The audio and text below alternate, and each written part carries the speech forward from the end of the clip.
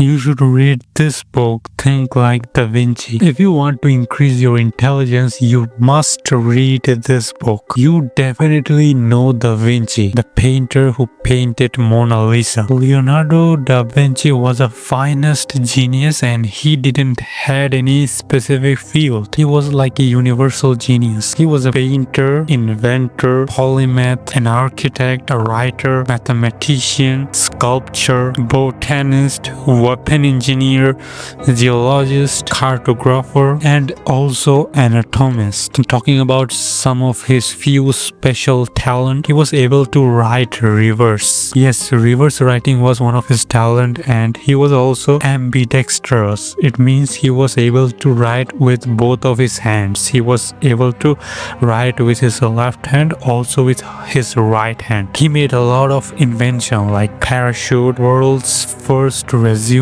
crossbow, helicopter, catapult, cannon, ladder, tank, harmon call, anemometer. It literally shows that he gave a lot of valuable invention to the world. Even Bill Gates was also very inspired from him. That Bill Gates brought a lot of pages with actual Da Vinci writing for almost 30.8 million. It also shows that was one of the most important person in the history of invention. So the author of this book tried to analyze everything about Da Vinci and came up with 7 methods which can also help us to become genius. Not like Da Vinci's level, at least we could improve our intelligence. Number 1 is curiosity. No one was as curious as Da Vinci. Now in this world full of information, we do get a lot of information, but most of the information are not valuable for us. Well, we do need a lot of information and knowledge, but we should only take information and knowledge about our fields. We should be always curious about our craft. Nowadays, collecting information is very easy, but people are not that curious. If you become very curious about your field and your craft, then you would be very genius on your field. So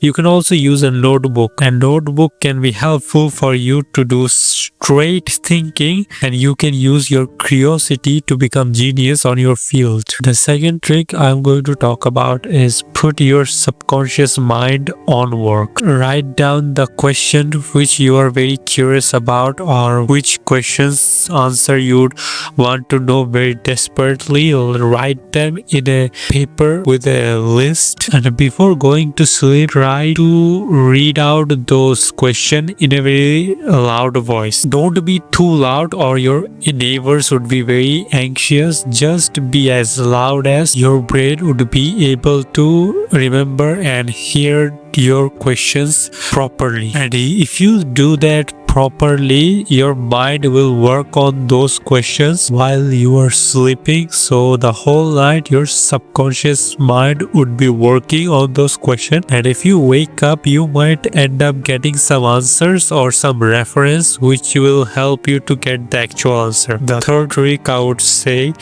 is demonstration. Da Vinci used to call himself a student of experience. According to him, we should try to do a work or craft in a perfect way, but if we fail, we should definitely learn from it. He learned a lot from his mistakes, and according to him, we can only learn from our previous mistakes. Continuous action and learning from previous mistake can help us to gain valuable knowledge about that work or craft, which can help us to become much more genius. The fourth method is using sense. Da Vinci was a genius because he was able to use all of his 5 senses. Because of that, he was able to observe very deeply. Our senses helps us to communicate with outer world. By using 5 senses, our body and mind can enhance our experience and work, and it can help us to observe very deeply. By doing that, we would able to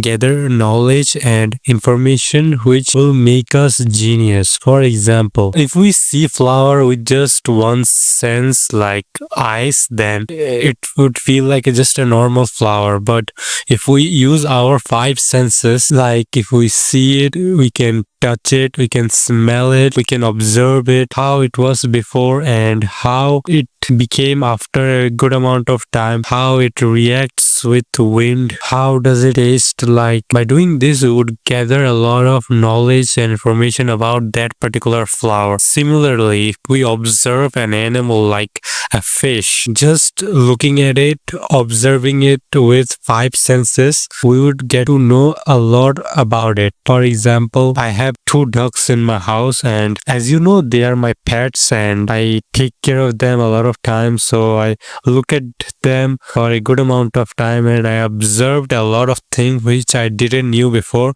I learned why they use some particular sounds and why they do some specific movements. Basically, I got a good amount of idea about ducks. Similarly, if I want to learn more about Messi and Ronaldo, I would watch their clips. I would observe why they do that and why they took that particular decision on that particular moment. Do they have any kind of pattern they follow? You can use this trick on your craft or your work to improve and enhance your knowledge about that work or craft. I just talked about 4 methods, and if I can't mention all the methods in this video, if you want to know other 3 methods with some extra methods, then comment down below if you want part 2 and try to use those tricks to get the maximum amount of benefits. Have you ever found yourself stuck in a boring classroom and felt like the time has almost slowed down? And have you ever realized that when you're having a great class, like a very exciting class, time feels like it's going too fast? And if you're using your phone, then it feels like 3 hours went out of nowhere. Well, trust me or not, your brain is behind all of this. And that's not even the interesting part. The interesting part is your brain is doing this on purpose. When you are bored or you are in boredom, your brain pays attention to everything, like every small details, like how the clock is ticking, the sound of the fan, and why there is a bug inside the class. Basically things where you don't pay your attention that much. Your brain is basically trying to find something interesting and it keeps researching until it finds something interesting. That's why when you are bored, it feels like time just stopped. But it's a different thing when you're having fun. When you are having fun, your brain doesn't even tries to find something interesting because it's already getting interesting stuff, and then it's only focuses on dopamine, and during that process your brain doesn't even try to focus on anything else, and you become so distracted by the fun that your brain literally forgets to track the time. So that's why it feels like time is flying away when you're having fun. So basically the main reason is your brain actually logs less data during fun activities.